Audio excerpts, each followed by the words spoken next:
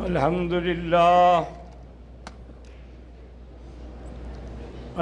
لله وكفى والصلاة والسلام على خاتم الأنبياء سيدنا وحبيبنا محمد المصطفى وعلى آله المجتبى وأصحابه النجبى. اللهم صل على سيدنا محمد النبي الأمي الهاشمي وعلى آله وأصحابه نجوم الهدى. أما بعد فقد قال الله تبارك وتعالى في القرآن المجيد والفرقان الحميد: أعوذ بالله من الشيطان الرجيم. بسم الله الرحمن الرحيم.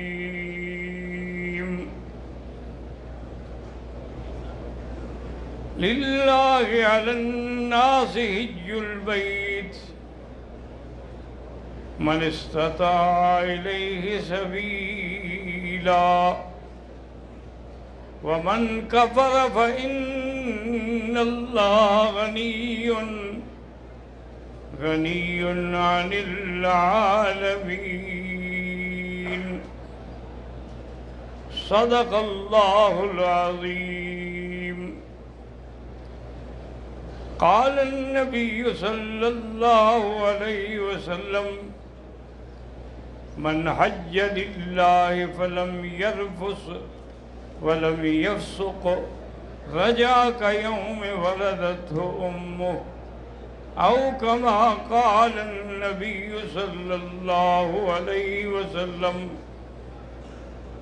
برادران اسلام، الحمدللہ دروس سابقہ میں ہم نے مینا کے بارے میں عرض کیا تھا کہ 8 تاریخ کو آپ نے احرام باندھ کے اگر احرام سے پہلے غسل کریں اچھی بات ہے، لیکن جگہ نہیں، موقع نہیں تو وضو کر کے بھی باندھ سکتے ہیں. اور 2 رکعت سنت الاحرام ہے، پڑھیں تب بھی اچھی بات ہے، نہ پڑھیں تو کوئی بات نہیں، ایسے بھی نیت کر سکتے ہیں. اور پھر سارے راستے میں آپ نے تلبیہ پڑھنا ہے: لبیک اللہم لبیک لبیک لا شریک لک لبیک ان الحمد والنعمت لک والملک لا شریک لک. مینا پہنچنے کے بعد ظہر، عصر، مغرب، عشاء اور پھر 9 تاریخ کی فجر جو ہے وہی پڑھنی ہے. اپنے اپنے خیموں میں پڑھیں، انشاءاللہ وہاں جماعتیں ہوں گی باقاعدہ، کیونکہ اللہ کی رحمت ہے ہر خیمے میں کوئی نہ کوئی عالم تو ہوتا ہے. تو اب آپ نے افضل یہ ہے کہ 9 تاریخ کو سورج نکلنے کے بعد آپ عرفات کے لیے روانہ ہوں. لیکن اگر پہلے چلے جائیں تو کوئی حرج نہیں، اور اگر سواریوں کی وجہ سے لیٹ ہو جائیں، بعد میں پہنچیں، تب بھی کوئی حرج نہیں. عرفات کا حج کا وقت جو ہے وہ زوال کے بعد شروع ہوگا اور صبح صادق تک وہ قائم رہے گا. عرفات میں آپ نے جو وظائف پڑھنے ہیں، سب سے اہم اور افضل وظیفہ وہ ہے جو میرے آقا نے سرکار مدینہ نے فرمایا افضل ما قلت انا والنبیون قبلی سب سے افضل وظیفہ جو میں نے پڑھا ہے اور مجھ سے پہلے انبیاء نے بھی پڑھا ہے وہ کیا ہے؟ لا الہ الا اللہ وحدہ لا شریک لہ لہ الملک ولہ الحمد یحیی ویمیت وہو علی کل شیء قدیر۔ یہ بڑے شوق سے دل لگا کر، وہ جیسے ہمارے پنجابیوں کی مسئلہ ہے نا جی کہ ہاتھ کار نہیں دل یار نہیں، آدمی چاہے کتنا مشغول ہو لیکن دل اللہ کی طرف ہو، اور اگر وہ دل سے نہیں کہہ رہا تو پھر وہ ایک رسم ہے پوری کر رہا ہے۔ اصل چیز کیا ہے کہ دل سے ہر بات نکلے، جو بات نکلتی ہے اثر رکھتی ہے۔ تو سب سے افضل وظیفہ یہ ہے، یاد کر لیں، لا الہ الا اللہ وحدہ لا شریک لہ لہ الملک ولہ الحمد یحیی ویمیت وہو علی کل شیء قدیر۔ اور اس کے بعد 100 دفعہ کم از کم، ویسے تو 1000 دفعہ پڑھیں لیکن کم سے کم 100 دفعہ درود ابراہیمی جو ہے وہ پڑھیں، جو آپ نماز میں پڑھتے ہیں۔ باقی بھی بہت سارے درود شریف ہیں لیکن باقی کوئی ایسا درود نہیں جو حضور نے خود بھی پڑھا ہو۔ یہ درود شریف ہے جو آپ نے خود بھی پڑھا ہے اور اپنی امت کو بھی سکھایا ہے۔ اللہم صلی علی محمد وعلی آل محمد کما صلیت علی ابراہیم وعلی آل ابراہیم انک حمید مجید، یہ کم از کم 100 دفعہ۔ اور اسی طرح سورۃ اخلاص، قل هو اللہ احد اللہ الصمد لم یلد ولم یولد ولم یکن لہ کفوا احد، یہ بھی کم از کم 100 دفعہ آپ نے پڑھ لی ہے۔ اور اس کے بعد جو ہے آپ نے آیت کریمہ لا الہ الا انت سبحانک انی کنت من الظالمین، یہ بھی کم از کم 100 دفعہ۔ اسی طرح سبحان اللہ و بحمدہ سبحان اللہ العظیم، یہ بھی کم از کم 100 دفعہ پڑھیں۔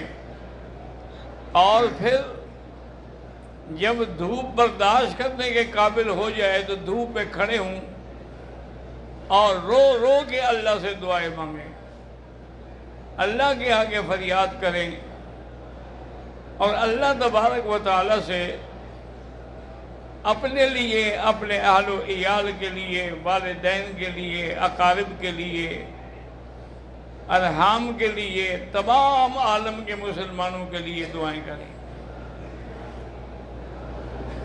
اور جتنی دیر کھڑے ہو سکیں وہ اچھی بات ہے، لیکن اگر تھک جائیں یا دھوپ کا زیادہ اثر ہو تو سائے میں آگے بیٹھ جائیں، تھوڑی دیر کر کے پھر کھڑے ہو جائیں۔ اور اسی طرح یہ سارے وظائف جو ہیں وہ پڑھتے رہیں۔ اگر آپ سے ہمت ہو سکے تو مسجد نمرہ میں امام کے پیچھے جا کے نماز بھی پڑھیں اور حج کا خطبہ بھی سنیں، لیکن یاد رکھیں کہ مرد ہو یا عورت ہو، اس کو اپنے مکتب کا کارڈ جو ہے وہ محفوظ رکھنا چاہیے، اور اسی طرح اس پہ لکھا ہوتا ہے کہ آپ کا کیمپ کس روڈ پہ ہے، مینا میں کہاں ہے اور عرفات میں کہاں ہے۔ یہ کارڈ اگر ہوگا تو آپ بھولیں گے نہیں، اگر بھول بھی جائیں تو جتنے پولیس والے کھڑے ہیں کسی کو بھی دکھا دیں تو فوراً آپ کو پہنچا دیں گے، کیونکہ انسان ایک عجیب یعنی محشر کا میدان ہوتا ہے کہ تاری جدھر نظر جائے خیمے ہی خیمے ہیں اور لوگ ہی لوگ ہیں، تو کبھی کبھی آدمی کا دماغ بھی کام نہیں کرتا۔ ہم جا رہے تھے حج پہ، بس میں تھے،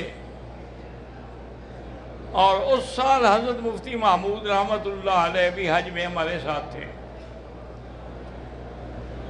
وہ اکثر حج ہمارے ساتھ ہی کرتے تھے۔ تو راستے میں جاتے ہوئے میں نے عرض کیا کہ میں نے کہا حضرت ہمارا کیمپ جو ہے آگے بالکل نزدیک ہے، تو میں یہاں اتر جاتا ہوں تاکہ کوئی جوس وغیرہ کوئی چیزیں جو ہے میں لے لوں۔ انہوں نے کہا اللہ کے بندے مت اترو، پھر بھول جاؤ گے۔ میں نے کہا حضرت کیا بھول جاؤں گا، میں یہاں پیدا ہوا، ساری زندگی میری یہاں گزری، مینا عرفات کے گہبوں پہ ہماری راتیں گزرتی تھی، تو اب میں بھول جاؤں گا؟ بہرحال انہوں نے ناراض ہو کے کہا اچھا تمہاری مرضی۔ میں بس سے اتر گیا، بس چل پڑی۔ اب جناب میں نے وہ چیزیں تو لے لی، لیکن مجھے سمجھ ہی نہ آئے کہ ہمارا کیمپ کہاں ہے۔ میں نے بڑی کوشش کی وہ اپنی ضد کی بنا پر کہ کسی سے نہ پوچھوں، میں نے بڑا تلاش کیا لیکن مجھے کچھ بھی سمجھ نہیں آیا۔ آخر مجبور ہو کر میں نے پولیس والے سے پوچھا، تو اس نے کہا اللہ کے بندے یہ سامنے تو کیمپ ہے، کیا پوچھ رہے ہو؟ تو وہاں یعنی ہم جیسے لوگ بھی بھول جاتے ہیں، یہ نہ سمجھیں کہ بھئی اور جو پہلی دفعہ آئے ہیں ان کا تو پھر اعتبار ہی کوئی نہیں۔ اور خاص طور پہ ایک بات اور یاد رکھ لیں جس کے بارے میں بڑی غفلت کرتے ہیں۔ ہماری بہنیں بیٹیاں جب حج کے لیے تیاری کرتی ہیں تو ایک سفید رنگ کا رومال باندھتی ہیں سر پہ، اور وہ سمجھتی ہیں کہ میں یہ احرام باندھ رہی ہوں، حالانکہ عورت کے لیے کوئی احرام نہیں ہوتا۔ اور اس سے بڑی غلطی جو ہے کہ نماز پڑھنے کا وقت ہے تو مسح اس کے اوپر کر دیتی ہیں، تو نتیجہ یہ ہوتا ہے کہ وضو نہیں ہوگا، جب وضو نہیں ہوگا تو نماز ہی نہیں ہوگی۔ ان کے دماغ میں یہ بیٹھا ہوتا ہے کہ میں نے اگر یہ کپڑا کھولا نا تو میرا احرام ختم ہو جائے گا، حالانکہ یہ بے وقوفی ہے۔ تجھ کو باندھنے کا بھی کسی نے کہا تم نے اپنے عقل سے باندھا ہوا ہے۔ ہاں ایک اچھی بات ہے کہ وہ باندھ لیتی ہیں بعض عورتیں، ان کے بال بڑے ہوتے تاکہ بال نہ بکھریں، بال جمع رہیں اور بالوں پر کسی کی نظر بھی نہ پڑے، ٹھیک ہے، لیکن جب وضو کا وقت ہے تو کھول مسح کر کے پھر باندھ لے، لیکن اپنی نمازیں تو خراب نہ کریں نا۔ اور یہ بھی بات یاد رکھیں کہ اگر عورت ایام سے ہے، حیض سے ہے، تو حیض کی حالت میں وہ ہر کام کر سکتی ہے، حج کی نیت کر لے، مینا چلی جائے، عرفات چلی جائے، وہاں بیٹھ کے دعائیں کرتی رہے، واپس مزدلفہ آ جائے، بس نماز نہیں پڑھ سکتی، طواف نہیں کر سکتی جب تک کہ ایام حیض سے پاک نہ ہو جائے۔ اب ایام حیض سے جتنی دیر مثلا ہم نے 10 تاریخ کو کرنا ہے طواف زیارت، عورت پاک نہیں ہوئی تو کوئی حرج نہیں، 11 کو کر لے، 12 کو کر لے، حتیٰ کہ اگر 14-15 کو جا کے اس کے حیض ختم ہوا ہے اس وقت کر لے، کوئی دم نہیں ہے، کیونکہ وہ تو مجبور تھی، اس نے آمدن تو غفلت نہیں کی ہے، آمدن تو لیٹ نہیں کیا ہے، باقی ہر کام کر سکتی ہے، اور صرف اس بات کے کہ نماز بھی نہیں پڑھ سکتی، اور اگر مکے میں آ جائے تو طواف بھی نہیں کر سکتی، کیونکہ طواف جو ہے یہ بھی نماز کے حکم میں ہے۔ اسی طرح حضور صلی اللہ علیہ وسلم جبل رحمت جو ہے اس کے دامن میں جو کالے کالے پتھر پڑے ہوئے ہیں، اسی جگہ میرے آقا اپنی اونٹنی پہ سوار ہو کے خطبہ دے رہے تھے۔ اور عرفات کے دن کا روزہ رکھنا جو ہے بڑی فضیلت ہے کہ 2 سال کے گناہ معاف ہو جاتے ہیں۔ لیکن یہ دیکھیں کہ ازواج مطہرات وہ بیویاں کتنی عقل والی تھی، اس نے یہ مناسب نہیں سمجھا کہ کسی کو بھیج کے میں پوچھوں کہ حضور آپ کو روزہ ہے کہ نہیں ہے، بلکہ اس نے ایک پیالے میں دودھ کی لسی بنائی، دودھ میں پانی ڈالا، چونکہ حضور کو یہ بڑے پسند تھی لسی، دودھ کی لسی پی، تو وہ پیالہ آپ کی خدمت میں بھیجا۔ تو اس نے سوچ لیا کہ اگر حضور نے پی لیا تو روزہ نہیں ہے، اور اگر حضور نے واپس کر دیا تو اس کا معنی ہے کہ آپ کو روزہ ہے۔ تو حضور صلی اللہ علیہ وسلم نے نوش فرما لیا اور ساری دنیا نے دیکھ لیا۔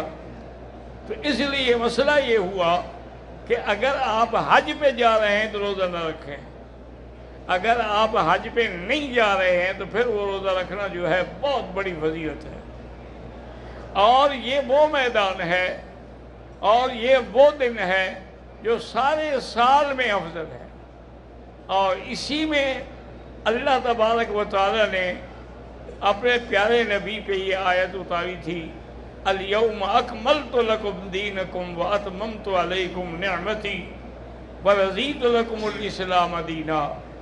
اللہ نے فرمایا میرا مدنی آج ہم نے دین مکمل کر دیا، تکمیل دین بھی ہو گئی، اتمام نعمت بھی ہو گئی، اور ارضاء دین الاسلام سے بھی ہو گیا کہ اب قیامت تک دین اسلام جو ہے اسی میں نجات ہے۔ اگر اسلام کے علاوہ اور کوئی دین اختیار کریں، یہودیت کا، نصرانیت کا، وثنیت کا، دہریہ کا، تو اس کے لیے جہنم ہے، وہ قبول نہیں ہوگا۔ وَمَن يَبْتَغِ غَيْرَ الْإِسْلَامِ دِينًا فَلَن يُقْبَلَ مِنْهُ وَهُوَ فِي الْآخِرَةِ مِنَ الْخَاسِرِينَ۔ ان الدین عند اللہ الاسلام۔ آپ جب حج سے واپس آ گئے تو امیر المومنین سیدنا عمر بن الخطاب الناطق بالحق والصواب ثانی الخلفاء وزیر النبی المصطفیٰ رضی اللہ عنہ کی خدمت میں ایک راہب آیا یہودیوں کا۔ اس نے کہا کہ امیر المومنین، آپ کے پیغمبر پہ جو آیت اتری ہے نا، اگر ہمارے نبی پہ اترتی تو ہم اس دن کو عید منایا کرتے ہیں، یہ اتنی عظیم آیت ہے کہ دین مکمل ہو جائے۔ تو بہرحال حضرت عمر مسکرائے، انہوں نے فرمایا تم جاہل ہو، تم تو ایک عید مناتے نا، ہم نے تو دو عیدیں منائی، کہ عرفات کا دن ہمارے لیے عید ہے اور اس دن جمعہ کا دن تھا، جمعہ بھی مسلمانوں کی عید ہے، تمہاری تو دو عیدیں تھیں، تم تو ایک عید مناتے نا۔ اس لیے بہرحال وہاں حضور پاک نے لمبی لمبی دعائیں کی اور خطبہ حجۃ الوداع دیا، اور پوری دنیا کو اعلان کر دیا، لا فضل لعربی علی عجمی الا بالتقوی، کہ کسی عربی کو عجمی پہ فضیلت نہیں کہ میں جی عرب ہوں تم عرب نہیں ہو، نہیں، اصل بات ہے تقوی۔ جو جتنا بڑا متقی ہے اللہ کو وہ اتنا پسند ہے، ان اکرمکم عند اللہ اتقاکم۔ تو بہرحال یہ ایک ایسا عظیم دن ہے کہ سارا دن حضور صلی اللہ علیہ وسلم کا دعائیں کرتے ہوئے گزر گیا، اور پھر یہ ایک ایسا دن ہے کہ حضور نے سب کے حقوق بدلائے۔ حضور صلی اللہ علیہ وسلم نے فرمایا کہ عورت کا مرد پہ حق ہے اور مرد کا عورت پہ حق ہے۔ عورت کا یہ حق ہے کہ اس کا خرچہ، نان، نفقہ، لباس سارا وہ شوہر کے ذمے ہے، اور عورت کا حق یہ ہے، اس کے ذمے حق یہ ہے کہ جب اس کو اپنا خاوند بلائے، اذا امرہا اطاعت ہو، اطاعت کرے، اذا رعا الیہا سرت ہو، اذا غاب عنہا حافظت ہو۔ وہ اگر بلائے تو اطاعت کرے اور دیکھے تو خوش ہو جائے، اور اگر باہر وہ چلا جائے کہیں تو اس کی عزت کی اور مال کی حفاظت کرے۔ اسی طرح حضور پاک نے فرمایا، حدیث مبارک ہے اور صحیح حدیث ہے، آپ نے فرمایا ایو امرأۃ صامت خمسہا صلت خمسہا وصامت شہرہا واطاعت بعلہا فلیدخل الجنہ، کہ جو عورت 5 نمازوں کی پابندی کرے اور اس کے بعد روزے شاہ مہینے کے جو روزے ہیں وہ بھی رکھے اور اپنے خاوند کی فرما برداری بھی کرے تو وہ جنت میں جائے گی۔ اور اسی طرح حضور نے فرمایا کہ یاد رکھو، جو عورت مر جائے اور اس کے بعد اس کا خاوند اس پہ راضی ہو تو وہ بھی جنت میں جائے گی۔ اور اسی طرح حضور نے فرمایا کہ یاد رکھو کہ یہ جو شادیاں ہیں، نکاح جو ہے، تو آپ نے فرمایا کہ یہ وہ ہے کہ استحللتم بامان اللہ وَأَخَذْتُمْ فُرُوجِهُنَّ بِكَلِمَةِ اللَّهِ، کہ اللہ کے کلمے سے یعنی نکاح سے یہ عورت تمہارے لیے حلال ہوئی ہے، تو اب لازمی ہے کہ تم بھی لحاظ کرو کہ اللہ تبارک و تعالی نے تمہارے لیے اس کو حلال کر دیا ہے، اور وہ تمہاری خدمت میں، تمہاری اطاعت میں، ہر چیز میں کام کر رہی ہے۔ تو اس لیے ہمیشہ یاد رکھیں کہ حضور نے عورتوں کے حقوق بھی بتلائے اور مردوں کے حقوق بھی بتلائے۔ حضور پاک نے غلاموں کے حقوق بھی بتلائے۔ آپ نے دیکھا کہ ابو مسعود الانصاری اپنے غلام کو مار رہے ہیں، تو حضور نے پیچھے آ کے کندھے پہ ہاتھ رکھا، فرمایا ابو مسعود للہ اقدر علیک، اللہ کی طاقت تم سے بہت بڑی ہے، کتنا مار رہے ہو تم اس کو؟ اس نے دیکھا کہ تو حضور ہیں، انہوں نے کہا حر لوجہ اللہ، حضور میں اس کو آزاد کرتا ہوں۔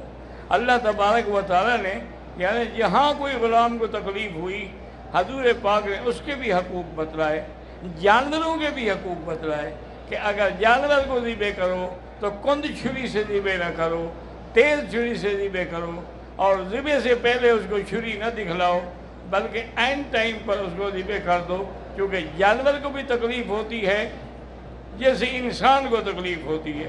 اسی طرح ان کے چارے کا، پانی کا، ہر چیز کا خیال کرو۔ حضور پاک نے فرمایا، صحیح حدیث میں ہے جو مسلم شریف میں ہے، کہ ایک عورت نے بلی پال رکھی تھی لیکن غصے میں آ کے اس کو بند کر دیا، نہ پانی دے نہ اس کو کھانے کو دے، وہ بیچاری مر گئی۔ تو اللہ نے اس کی وجہ سے اس کو جہنم میں بھیج دیا کہ تم نے اس پہ رحم نہیں کیا تو میں تم پہ رحم نہیں کروں گا۔